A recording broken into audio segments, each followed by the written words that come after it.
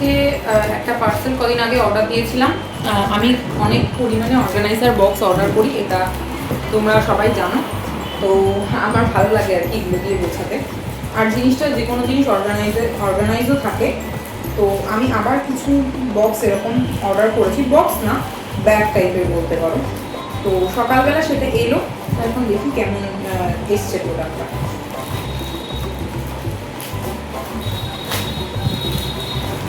আমি আগে কিছু আমার ব্লাউজের জন্য এরকম জিনিস অর্ডার করেছিলাম, তো সেগুলো তো আমি অলরেডি ইউজ করছি, দেখিয়েছি। আর আজকে আবার অর্ডার করেছি। এই যে উপরে সুন্দর একটা শার্ট প্রিন্ট করা আছে অলরেডি, মানে শার্টের শেপে ওরকমভাবেই কলারটা প্রিন্ট করা আছে। তো বেশ অনেকটাই চওড়া।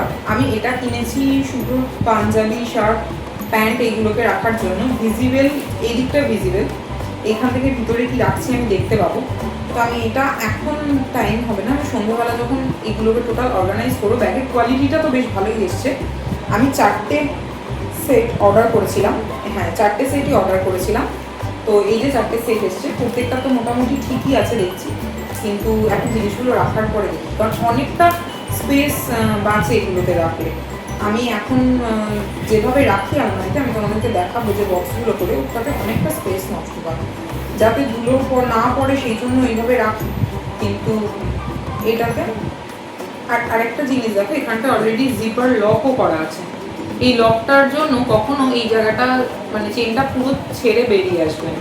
এটা একটা খুব ভালো জিনিস, সব কিছুতে কিন্তু থাকে না। এটা যেহেতু আছে, চেনটা এই জায়গাটা কখনো খুলে গেলে বা ইউজ করতে করতে প্রবলেম হলে এইটাতে চেনটা আটকে যাবে, অতিরিক্ত চেনটা পিছন দিকে এসে বেরিয়ে যাবে। এটা খুব ভালো। তো ব্যাগের কোয়ালিটিটা তো বেশ ভালোই লাগছে।